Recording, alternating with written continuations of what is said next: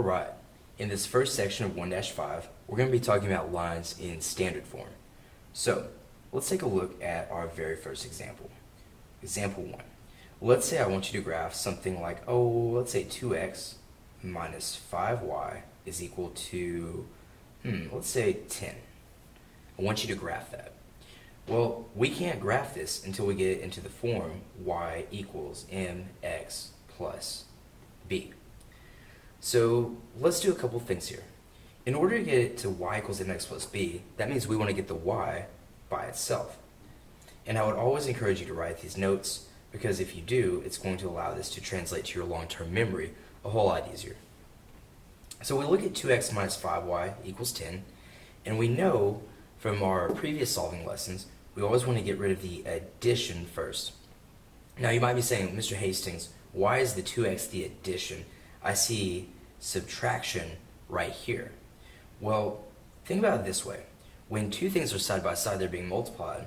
So when we see this negative 5y, what we're really saying is negative 5 times y. So that's not the subtraction, that's actually the multiplication. And we see that it's just positive 2x sitting out by itself. That means it's being added to the minus 5y. So we subtract 2x, we do our inverse operation. We do this from both sides, and those cancel. Now here we have negative 5y is equal to, and a mistake a lot of students will make is to combine the 10 minus 2x. But remember, these are not like terms. So 10 minus 2x is really just minus 2x plus 10. So be very, very careful right there when you're writing that out.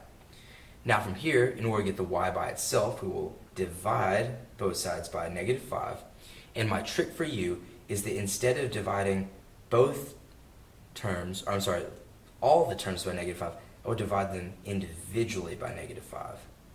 And the reason I would do that is this. When you write y equals, if you see this as negative 2 divided by negative 5, you know that negative divided by negative is a positive, and this simply allows you to simplify and reduce a whole lot easier. Now, a positive divided by negative is a negative, and 10 divided by 5 is 2. So now, all we have to do is go graph this like we did last time. So check it out. We remember that our b term, our y-intercept, is negative 2. So on the y-axis, we'll go down 1, 2, and put our very first point.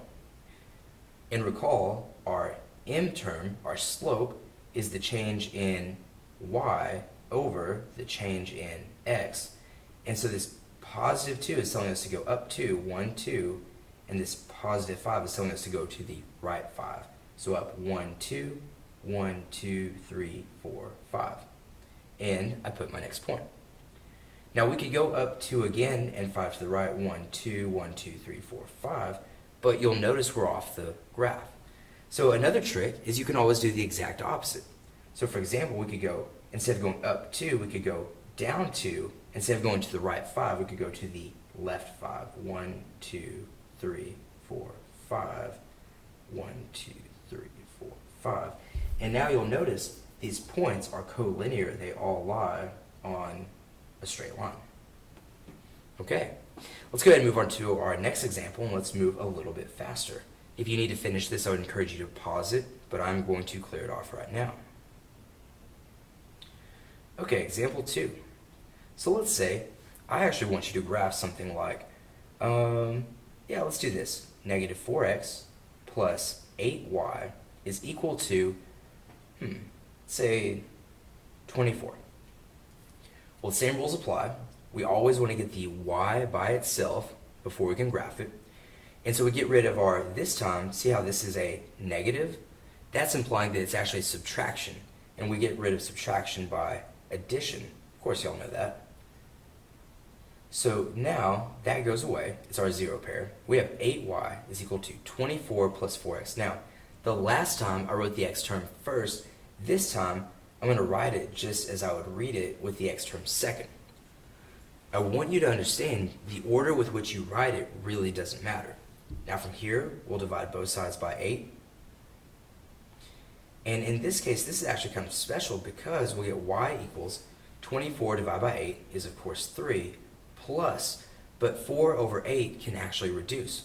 We know that 4 can be divided by 4, which is 1, and 8 can be divided by 4 as well, which is 2, and so this is plus 1/2 x. Okay, what would that look like when we graph it?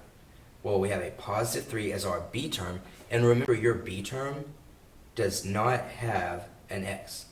Your b term does not have an x. It's always the constant. That's the correct word we would use. It is the constant. And since it's positive, we'll go 1, 2, 3, and put our point.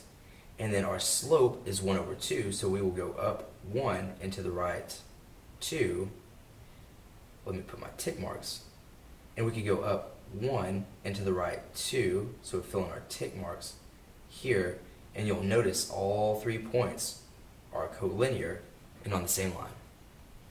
Alright, I hope that this helps. Good luck, and I'll see y'all in the next section.